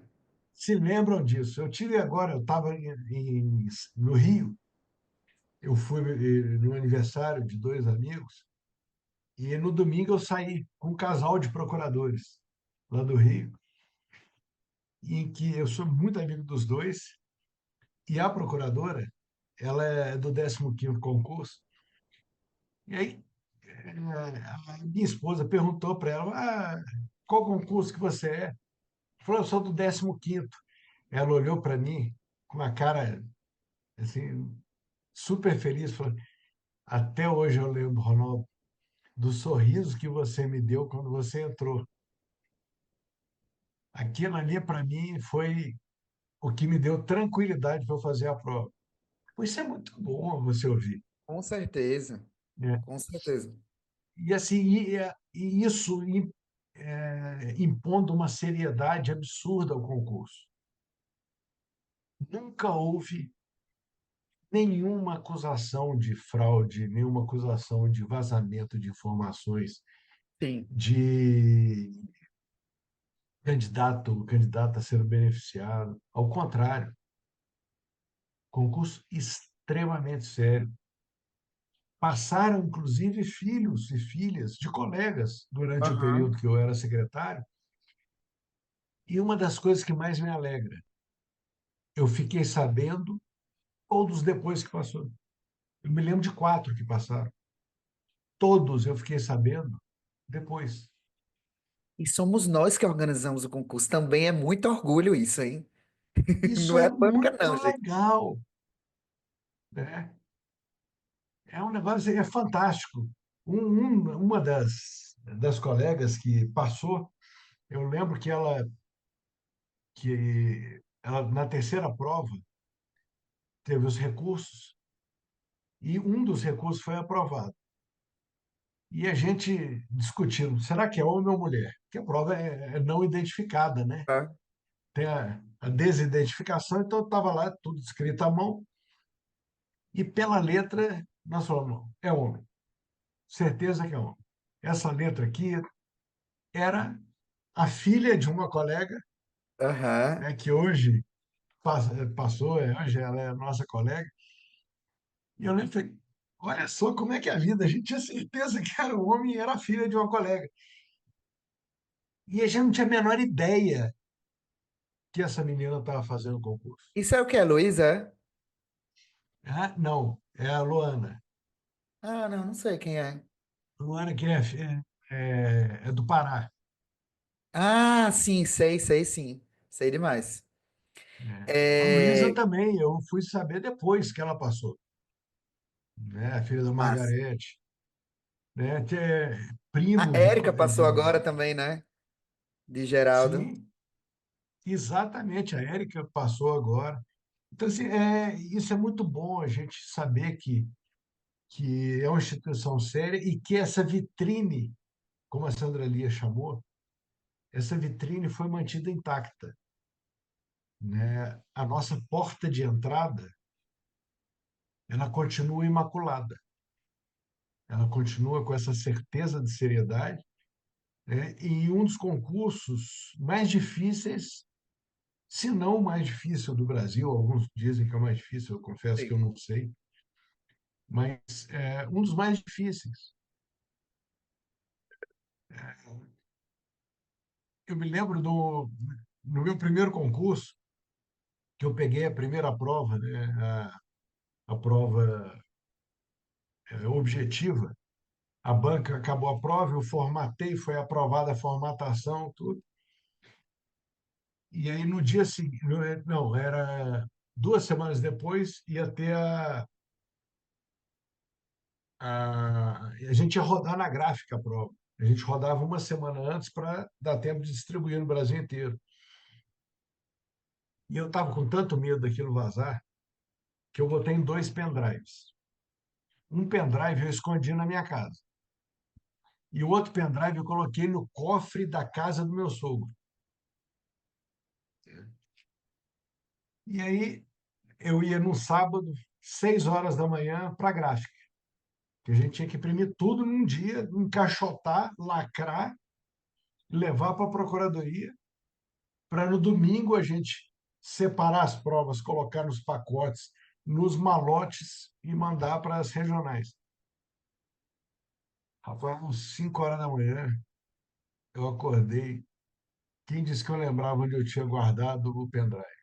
Meu Deus do céu, que pânico, Eu né? escondi tão bem Tá que eu hora o não edital lembrava. de mudança do cronograma e data das provas, né? Eu suave, desesperado. Acordei minha mulher, falei, você tem que me ajudar. E procurei, vasculhei tudo, nada. Aí eu falei, vou acordar meu sogro. Estava descendo para a garagem.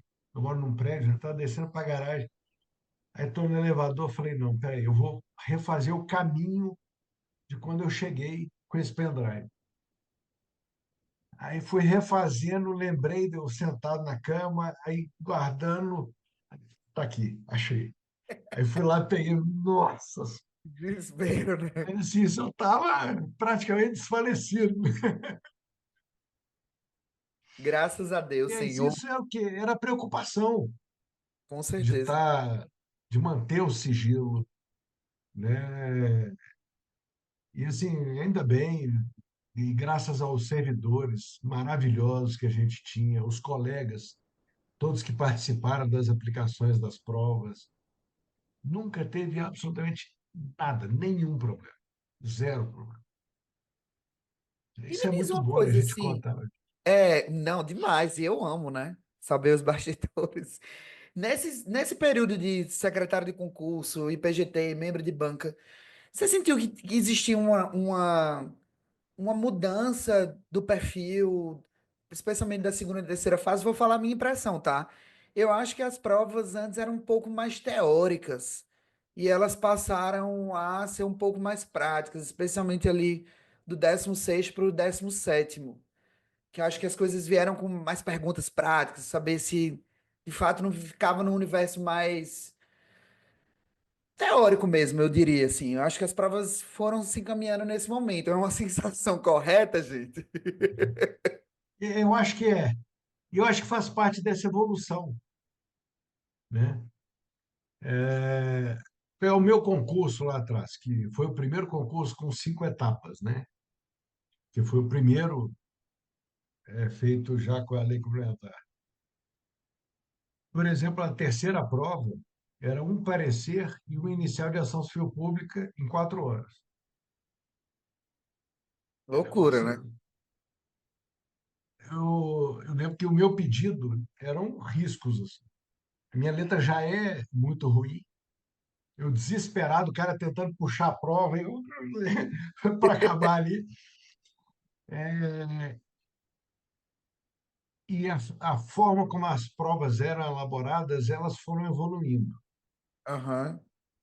Hoje a gente já tem a expertise, a gente tem o conhecimento, a capacidade de fazer provas Uhum. teóricas, mas com uma formatação prática, que é o que vai definir, né, se aquela pessoa ela pode amanhã ela toma posse, ela senta e ela vai conseguir tocar um inquérito, ela Sim, vai conseguir tocar uma ação. sim. Né? Nós começamos a ver o quê? A gente tinha pessoas com um cabedal prático absurdo, mas que não tinham nada de teoria, ou muito pouco de teoria. E a gente tinha o inverso, pessoas com muita teoria e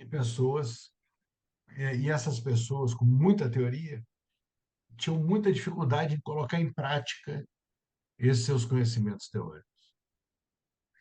E eu falo o seguinte, aí já é meio, não é conselho, né? É uma dica, né, para os Para o público. seus alunos. É o seguinte, hoje, com a profusão de cursos preparatórios, de altíssimo nível, o que que acontece? Há meio que uma equivalência dos candidatos que realmente querem se preparar. Sim, Quem quer se preparar hoje tem onde buscar preparação. Eu acho que essa é a frase melhor, reformulando aí o que eu estava falando. Só que isso gera uma uniformidade sim, em uma camada de candidatos, onde as pessoas têm conhecimento, prático conhecimento teórico, mas muitas vezes falta algo que é o que no final vai separar os bons candidatos dos candidatos aprovados. É o raciocínio jurídico. É você saber interpretar a pergunta e saber colocar o seu conhecimento de acordo com o que foi perguntado, de uma forma técnica, de uma forma clara e de uma forma objetiva. sim, Eu via muito, né, quando eu estava corrigindo as provas, muitas coisas assim parecidas, sim. respostas parecidas. Eu até brincava, falava, pô, parece que um colou do outro, né? É possível, né? Mas vê que um estava lá em Manaus, o outro estava em Porto Alegre. Mas é porque muitos decoram, né, os textos que são passados, as aulas, e ó, surgiu o assunto trabalho escravo. Então tem que colocar esse parágrafo aqui, porque o procurador lá no curso falou que esse parágrafo é Sim. fundamental numa questão de trabalho escravo. Mas, por exemplo, eu fiz uma vez, não lembro qual foi o concurso, acho que foi o 18º, se eu não me engano. Se for, foi o meu. Eu, eu acho que foi. Eu Você acho era que foi examinador isso. mesmo, do meu. Que eu botei uma questão na De segunda prova. portuário, de portuário. Não era, não? Era uma questão que envolvia uma questão portuária. Sim, mas era Só que salário, eram questões trabalhistas no é, universo portuário, né? a pergunta, o que eu queria saber não era portuário, era sobre meio ambiente, trabalho, sobre discriminação e sobre direito coletivo de trabalho, sindicalização. O que que eu fiz? Eu botei a pergunta, essas três perguntas, dentro de uma questão portuária. Aham. Rafael, o que tinha de candidato? Falando de Pegando portuário. e colocando trechos do meu Eu, com livro. certeza, né, gente? Portuário, essa Eu questão de falo, gente, Fleury, eu vou deixar claro que eu sei direito portuário. Eu fiz isso com né? certeza. E eu obrigado a falar, pô, mas a questão não é portuária. Mas e assim, é muito importante isso do candidato ter o raciocínio jurídico. Por exemplo, a Uhum. prova oral, você sempre acompanhou a prova oral, né? Você sabe disso, até melhor do que eu, porque você estuda isso muito, né, para poder estar nessa condição que você está agora. O que que a gente via muito? O candidato chegava, você perguntava, tal, me fala sobre tal tema. Ele começava, o autor tal diz isso, o TST diz aquilo, a primeira turma, a segunda turma, a terceira. Sim, mas e você? Total. Eu costumo dizer que isso é o jornalista jurídico. Ninguém quer saber você fazendo report de decisões. Eu quero saber o que que você pensa. Que você é um. A prova oral é como se fosse uma entrevista de emprego técnica, né? E aí É, as pessoas querem saber qual é a sua posição, porque você é a pessoa que quer ser procurador ou procuradora do trabalho. Então, o que que o TST julgou? O que que o doutrinador fala? Vai fazer tanta diferença, né? claro, é. Até eu acho que depois que você completou seu raciocínio, você respondeu, ah, você quer mostrar ali a jurisprudência, é legal, Sim, mas não você ficar só, é o que você falou, jornalista, botando aspas, né? Eu vou fazer uma matéria sobre esse tema. Então, segundo o autor fulano, aconteceu exato. isso. Não, peraí, o autor fulano, ele não é candidato. Eu quero saber o que ele pensa, né? Então, e outra coisa também, a tensão, né, daquele momento, isso que você falou, é importante que eles visualizem a prova oral como uma entrevista de emprego técnica. Uhum. E uma entrevista de emprego onde o examinador Quer lhe contratar já mesmo. sabe, ele já sabe o seu background, É ele já verdade. sabe quanto você tirou em cada prova. Isso fica com ele tem uma ficha lá, onde ele sabe. Ah, doutor Rafael Cavalcante, ele tirou 7 na primeira prova, tirou 8,2 na segunda, tirou 9,3 na terceira. Bem, então eu já sei, o doutor Rafael, ele pode estar nervoso aqui e tudo, mas ele sabe, Aham. né? E ninguém chega de alegre na prova oral. Vai chegar a tentar, eu sei que é difícil, mas tentar se tranquilizar e responder o que você sabe. No começo é difícil. A primeira pergunta, então, é um negócio terrível, Terror, né? terrível. Terrível. A minha primeira pergunta que foi feita era, na época, o secretário da Receita Federal, doutor Osíris Lopes Filho. Ele tinha sido meu professor na universidade. Ele me perguntou, era direito administrativo, caía na prova oral de direito administrativo. Ele perguntou sobre contrato administrativo de adesão. Ele me deu um branco. Detalhe, eu era professor de direito administrativo, né? Simplesmente eu não conseguia responder. Eu falei com ele, falou, está no Eli Lopes Meirelles, na 17ª edição, página tal, acho que era 270, 265, alguma coisa ali.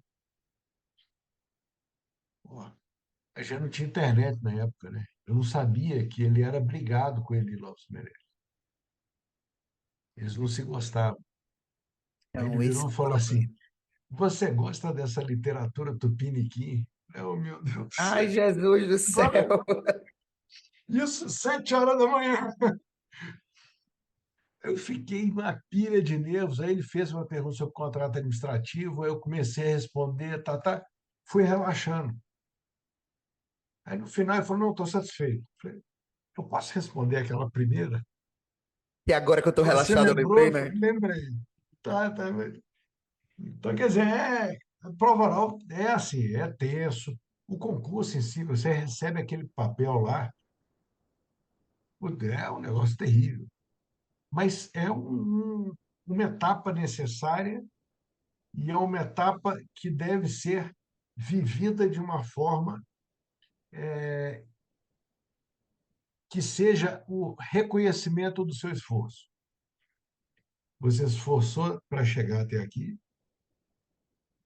né? E você vai mostrar o seu esforço aqui. Se for Coisa que suficiente, beleza, você vai realizar seu sonho. Uma coisa que eu sinto é que as pessoas também, na prova oral, né, que eu acho que é um contato mais direto com o examinador, né, as pessoas ficam, acho que, hipervalorizando os detalhes, a tecnicidade das coisas, e na verdade a prova, claro, é um conhecimento jurídico, mas é um pouco sobre desenvoltura também, né? Eu penso que as pessoas têm tanto medo de errar as coisas, de não lembrar, que elas hipervalorizam muito isso. Às vezes é muito mais interessante você lembrar, quais são as cláusulas pétreas da Constituição. Vamos pensar. É muito melhor você vender super bem tranquilo uma cláusula pétrea do que você sair lá robotizado lembrando exatamente das quatro. Porque, na verdade, é o quanto você consegue conversar sobre temas técnicos com autoridades. Está tudo bem, gente. Está tudo bem errar, está tudo bem não lembrar. Porque eu acho que esse nervosismo acaba impactando muito quando a gente hipervaloriza que a gente tem que acertar, que tem que conseguir lembrar de tudo, né? Assim. Não, e tentar não essa robotização que você falou. Isso é um negócio que prejudica demais. Às vezes o candidato, a candidata estão tão preocupados em sentar na posição correta, em ficar com a mão na posição correta, né? Em chamar isso, falar aquilo, que é tanta coisa na cabeça que ela não consegue responder o que ela E estudou. perde a espontaneidade, né? No final das contas. É, claro, eu não estou falando aqui, ó, chega lá, põe o pé em cima da mesa, pede uma cerveja. Não é assim também. Não vamos avacalhar, né? Mas senta de uma forma confortável na cadeira, pega, toma uma água. A água está ali para ser bebida, né? Eu Não, lembro, não é cenografia, né? É não, verdade. não, eu lembro que um candidato falou, na hora que botaram a água, eu falei, eu não posso beber essa água não é para beber, não é para beber, não é para beber. Ele não bebeu água, ficou com a boca seca. E aí, no final, eu falei, poxa, eu acho que eu devia ter bebido, né? Eu falei, ué, se não era para beber, você não ia colocar lá, pô. O que que vai colocar? Então, assim, o objetivo ali da banca é medir o seu conhecimento, é saber o quanto você se esforçou para estar ali e o quanto você, em razão disso, está preparado para ser um procurador ou uma procuradora. Simples assim. Uhum. Ninguém da banca quer reprovar. Qual é o interesse de reprovar? Né? Ao contrário, a gente, quanto mais membros, mais colegas, para a gente é melhor. Isso vai dar mobilidade na carreira, né? Uhum. Isso vai gerar com que o Ministério Público do Trabalho seja mais estudado, né? Então é bom para todo mundo. Inclusive, estamos nesse momento, que aí você não está mais no Ministério Público, talvez não saiba, mas a gente está no momento de as pessoas se prepararem para a prova oral, que vai ser agora em julho. São Então, 20 pessoas que estão na oral. Já teve os recursos da terceira fase, né? E aí, em julho, vai ser a prova oral. Então, estamos nesse momento agora do concurso e as pessoas animadíssimas e levemente surtando ao mesmo tempo, mas vai dar certo, vai dar certo. E na terceira fase, hein? Assim, o que que você via que acabava separando as pessoas? a terceira fase para mim, é a fase, na minha opinião, mais difícil do concurso e a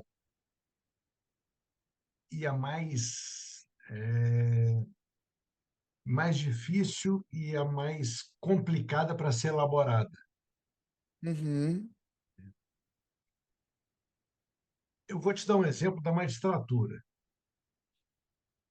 Quando a gente faz. E por que que eu, com base nesse exemplo, eu digo o seguinte: concurso, a terceira fase, pelo menos, do concurso do Ministério Público é muito mais difícil do que da para a magistratura. sim, porque pode Porque cair um milhão de magistratura. peças. Não, e magistratura é uma sentença. Sim, Eles vão colocar certo, né? 50 preliminares. Você tem que vencer todas as preliminares para entrar no mérito. Ministério Público, não. Por exemplo, se você pega uma petição inicial de ACP, se você pega um recurso, se você pega um mandado de segurança, se for pegar qualquer peça judicial, já começa aí. Você não sabe qual peça que você vai pegar. Com certeza. Por exemplo, o meu concurso, que teve um parecer e uma inicial de ação civil pública, o parecer tinha, se eu não me engano, umas 6 ou 7 preliminares. Eu podia tanto acolher, quanto opinar pelo acolhimento, quanto pela rejeição, que eu tinha que continuar fazendo parecer. Então, eu já não tinha resposta das preliminares, né? Que assim, tenho que rejeitar para poder entrar no mérito. Não, eu poderia entrar no mérito, mesmo opinando pelo acolhimento da preliminar. Aham, aham. Então, essa incerteza sobre a peça e sobre todos os temas que são postos já é um dificultador. E para a banca e para os candidatos, a maior dificuldade é que, normalmente, não tem como a gente fazer um, um enunciado muito enxuto, Sim. né? Você tem que colocar ali os temas que você quer que sejam abordados, né? E você tem que dar ali a oportunidade dos candidatos demonstrarem não só conhecimentos práticos, apesar de ser prova prática, mas você tem que dar a eles a oportunidade de demonstrar que eles têm conhecimento teórico, que eles sabem colocar na prática, sabem Uhum. usar esse conhecimento na prática. Sim. Isso é algo muito difícil.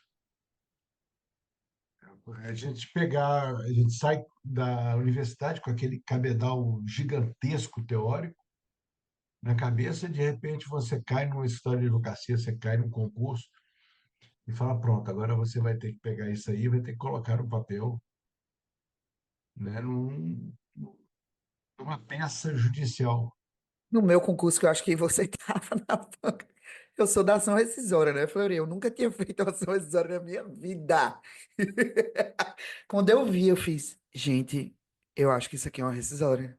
Socorro! Mas deu tudo certo, graças a Deus. Então, eu acho que é um desafio mesmo, não conhecer a peça. E eu acho que também é um desafio muito grande a correção, né? Porque é diferente de uma questão que, sei lá, a pessoa escreve ali 3, 4 páginas. Quando você pega uma, para os examinadores, eu acho que é muito desgastante também. Porque você pega uma peça que vai ter, sei lá, 20, 25 páginas. É diferente de uma questão, né? E como você vai fazer a divisão da banca, né, correção, e garantir igualdade de condições a todos? Sim. Não dá para colocar, falar, não, são, vamos, nessa que passaram 20 na terceira, né? Aham. Vamos supor que tenham ido 100 para a terceira prova. Eu não posso pegar e falar, ó, são 10 membros na banca, né, titulares e suplentes, então cada dois corrigirão 20. Eu não posso fazer isso porque dois aqui podem ser muito mais lenientes do que esses dois aqui. Sim. E eu vou prejudicar esses 20 candidatos que vão ter suas provas corrigidas por esses dois, em detrimento desses. Concurso não pode ser sorte nesse aspecto. Sim. Concurso Justiça. tem o fator sorte em que ponto? Em você estar num bom momento pessoal, né? Aham. Não ter nenhum problema pessoal da sua vida ali na véspera da prova, etc. E você ser perguntado sobre algo que você domina, Sim. né? Eu lembro uma colega que hoje é procuradora-chefe, ela era assessora no Ministério Público do Trabalho e ela fazia direto trabalho Peças. escravo. Ah, tá. E eu lembro que eu sorteei o ponto dela ali na hora. A hora que eu sorteei o ponto dela, o que que era direito do trabalho? Trabalho escravo. Muito bom. A hora que ela pegou, Isso é assim, ela sorte mesmo. me olhou, ela sentou e olhou assim, ela leu a primeira questão, ela deu aquela respirada. É um fator sorte, Sim. né? Então isso a sorte só acompanha quem acorda cedo, Com toda certeza. quem rala, quem fica com um bumbum quadrado de estudar, né? Então, para ter sorte, você tem que ajudar, É verdade. Com certeza. né? Então, acho que é isso, né? Muitos papos legais de concurso, de atuação. Foi uma honra maravilhosa ter você aqui comigo. A gente gosta de papear, né, gente? Então, se deixar, Vamos embora. ninguém para, né? E também faz muito tempo que a gente não se vê, então é uma oportunidade para a gente Pois é. se reencontrar em alguma medida. Eu que agora tenho 2 filhos, né? Congresso, encontro, não vou mais para nada, mas vai passar, essa Nossa, época vai passar. vai sim. Eu tô na fase é boa demais. Aproveita, meu amigo. Eu já Com estou na certeza, fase que estou meus filhos aproveitando aqui. já É verdade, já não quer mais alçaram ficar com voo. os pais, né? Tem que aproveitar. É. Então, muitíssimo obrigado. Foi uma honra, um prazer, uma delícia ter tido aqui você comigo durante essas horas. Espero que as pessoas gostem, eu tenho certeza que sim. E é mais ou menos isso. Vou passar aí a palavra para você dar sua visão final aí sobre o nosso encontro. Primeiro, Rafael, eu queria mais uma vez agradecer, uma honra estar aqui, uma alegria revê-lo, bater papo com você. Queria agradecer por você ter me dado a oportunidade de falar daquilo que eu mais amo na minha vida, que é o meu trabalho, e meu trabalho como procurador, né? Eu sou um eterno entusiasta do Ministério Público do Trabalho, adoro, adoro, adoro. E, para encerrar, eu queria voltar a uma frase que eu falei lá no meio, que o meu filho caçula, hoje ele está terminando já o curso de Direito,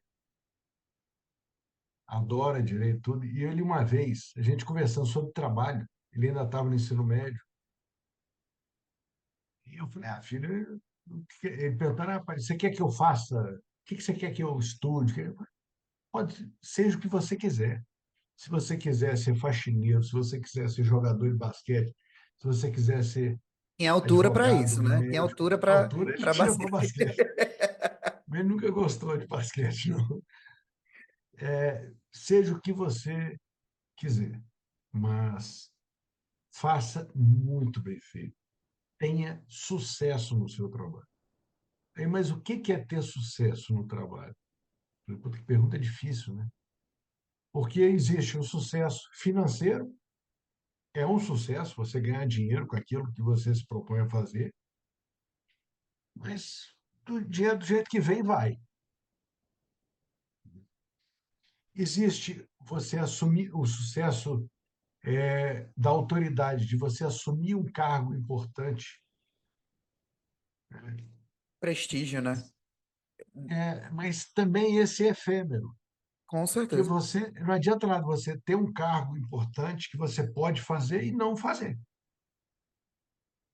E você tem também o sucesso da fama, que hoje em dia você participa desses Big Brother da vida, você grava uns 3 vídeos aí falando absurdo, você tem sucesso de fama. Eu falei, filho, só tem um sucesso, que esse é seu, ninguém tira, pode acontecer o que acontecer com você. Você vai poder falar, eu tive sucesso profissional. É quando o seu trabalho repercute na vida de outras pessoas. Vai melhor. Quando você, só por fazer aquilo que você se propõe, você consegue mudar a vida das outras pessoas. O nosso trabalho ele sempre se completa no outro, nunca na gente. O procurador não termina o seu trabalho quando ele entra com uma ação, ou quando ele ganha essa ação, quando ele instaura o inquérito.